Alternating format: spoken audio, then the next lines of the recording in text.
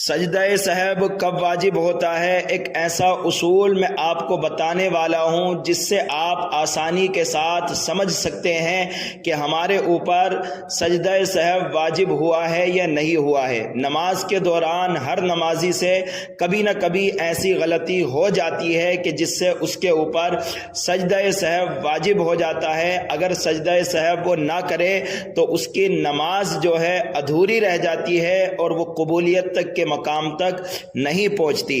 تو اس بات کو آپ یاد رکھیں کہ نماز کے اندر جو واجبات ہیں، ان نماز کے واجبات میں سے اگر کوئی واجب بھولے سے چھوٹ جائے، ایک یا ایک سے زیادہ، تو اس کو صحیح کرنے کے لیے قاعدہ آخیرہ میں، یعنی جس میں سلام پھیرا جاتا ہے، اس قاعدے میں التحیات پڑھنے کے بعد داہنی طرف سلام پھیرا جاتا ہے اور اس کے بعد 2 سجدے کیے جاتے ہیں۔ 2 سجدوں کے بعد پھر قاعدے میں بیٹھا جاتا ہے، پھر اس کے بعد التحیات اور دعائے معصورہ وغیرہ پڑھا جاتا ہے۔ اگر دونوں قاعدوں میں درود شریف پڑھ لیا جائے تو یہ زیادہ بہتر ہے۔ اگر ایک قاعدے میں درود شریف پڑھا اور ایک میں نہیں پڑھا تو یہ بھی جائز ہے۔ تو پتہ یہ چلا کہ نماز کے واجبات میں سے اگر کوئی واجب بھولے سے چھوٹ جائے تو اس کی تلافی کے لیے، اس کمی کو دور کرنے کے لیے آخر میں 2 سجدے کیے جاتے ہیں جن کو سجدہ سہو کہا جاتا ہے۔ اب دیکھیے، مثال کے طور پر کچھ باتیں اور آپ سماعت کریں۔ دوسری چیز اس کو بھی یاد رکھیں کہ فرض یا واجب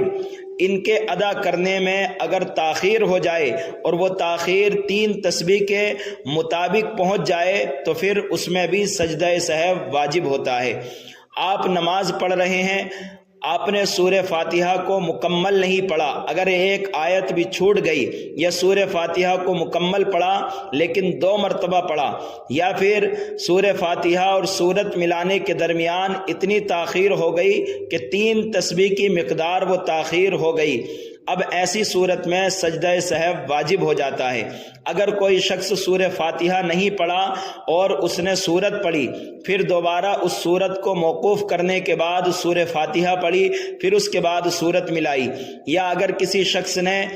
سورہ فاتحہ پڑھنے کے بعد سورت نہ ملائی اور وہ رکوع میں چلا گیا اور اس کو سجدے وغیرہ میں یاد آیا کہ میں نے سورت نہیں ملائی، تو ان صورتوں میں جو ہے سجدہ سہو کیا جاتا ہے۔ انشاءاللہ دوسرے پارٹ کا آپ حضرات انتظار کریں، اس کے اندر بھی بتایا جائے گا کہ کہاں کہاں پر غلطی کرنے کی وجہ سے